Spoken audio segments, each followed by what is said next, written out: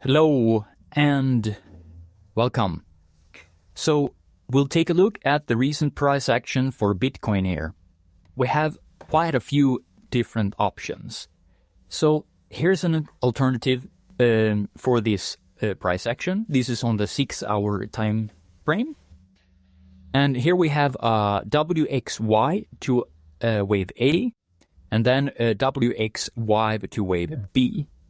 Meaning this is counted as an expanding flat, and now we are looking for the finishing wave C for this A, B, C basically, and the probable target for wave C is taking out at least the start of wave A. But other than that, we have different options.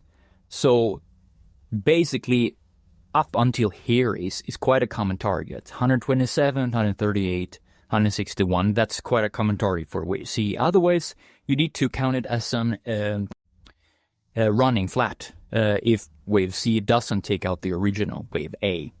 But in order for us to count this wave C as a wave C, it needs to be an impulse.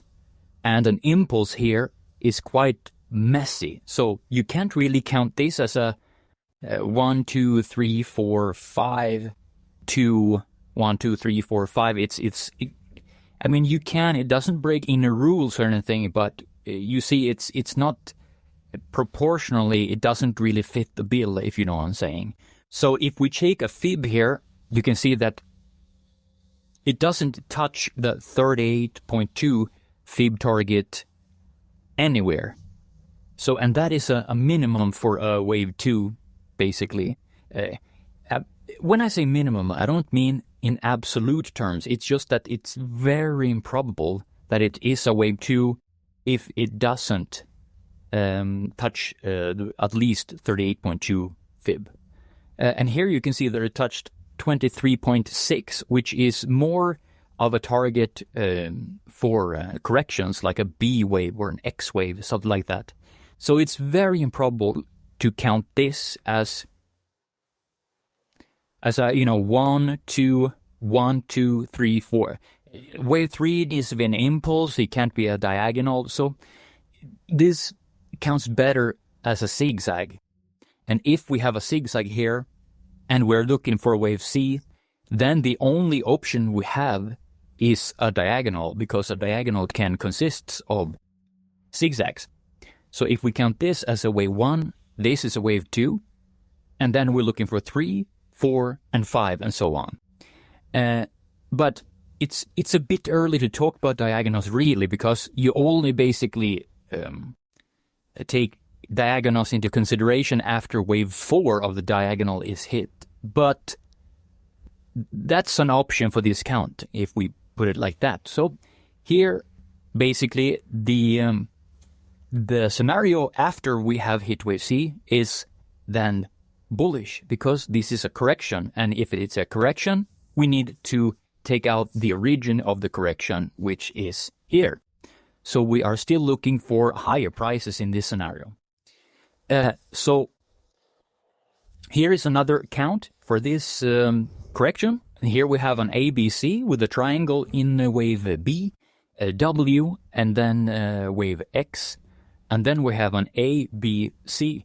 And this fits quite nicely, because in WXY, if W is a zigzag, wave Y can't be a zigzag in a sideways correction. And you can see that it's sideways, and that here wave X hit this target, which is higher than the 70 fib.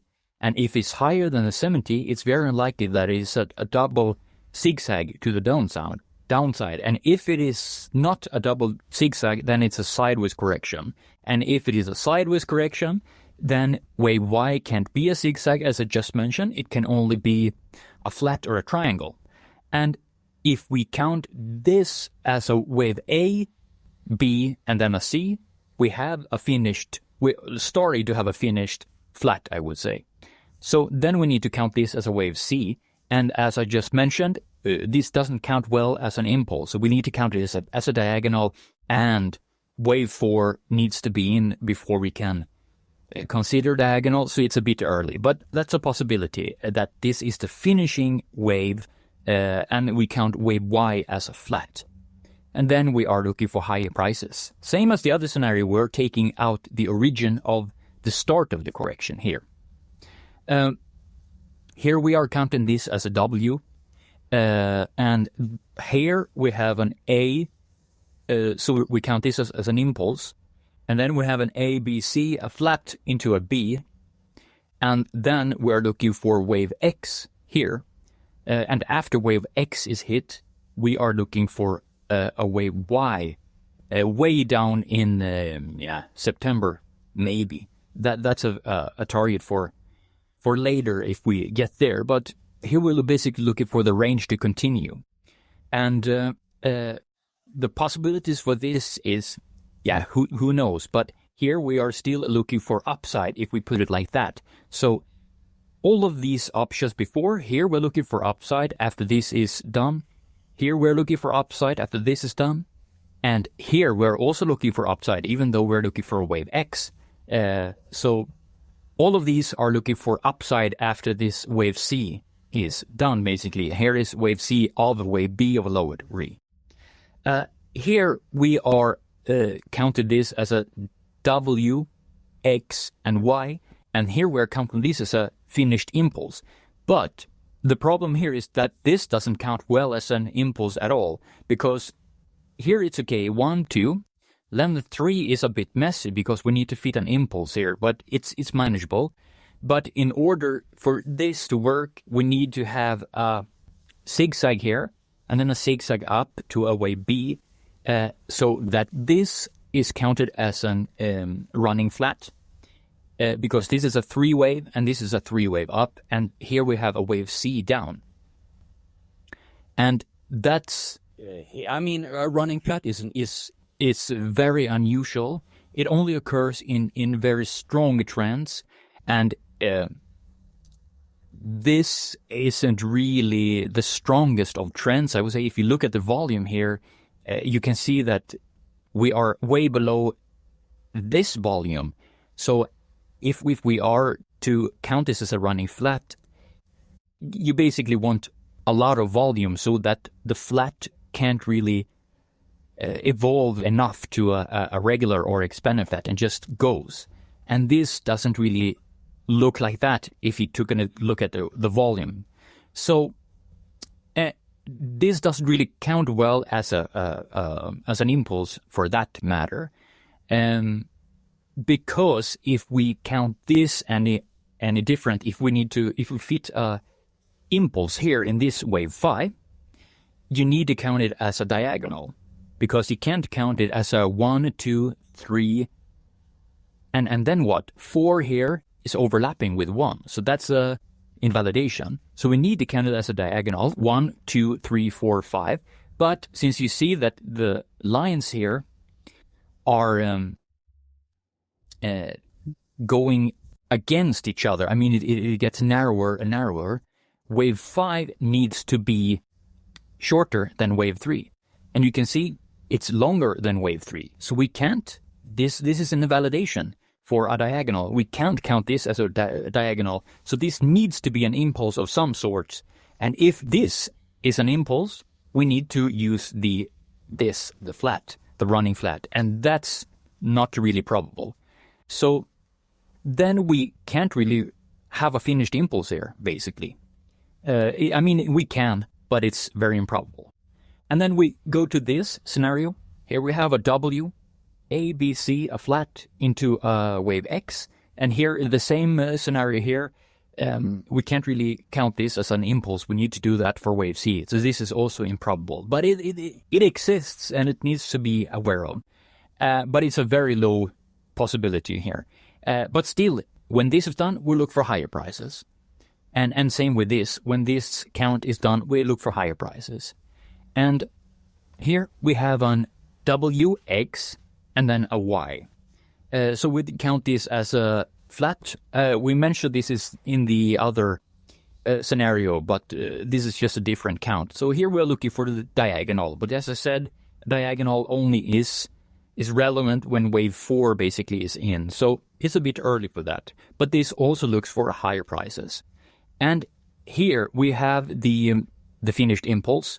And if we have a finished impulse here, we need to count this as a running flat, as I mentioned.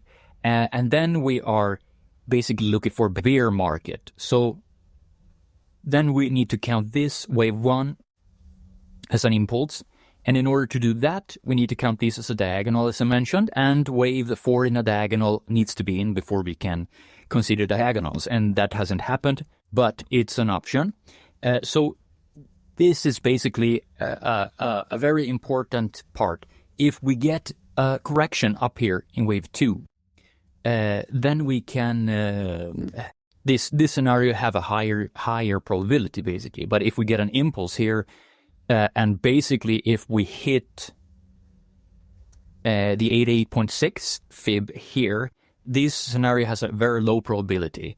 It is common, though, for diagonals to hit 78.6, because after diagonal in an impulse, a leading diagonal, is common for a very deep retracement. But the 86 is too deep, if we put it like that.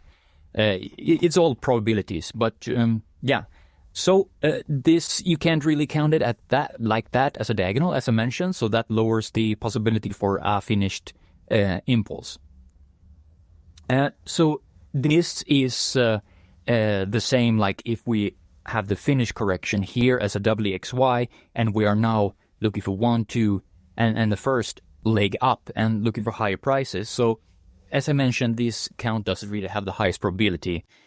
But nonetheless, this scenario and all other scenarios, basically, besides this scenario, are looking for higher prices to take out this high. So it looks very bullish, and it's just a matter of time to decipher this part if we have a finished wave C. And if it is indeed a wave C, we want it to go lower than the start here.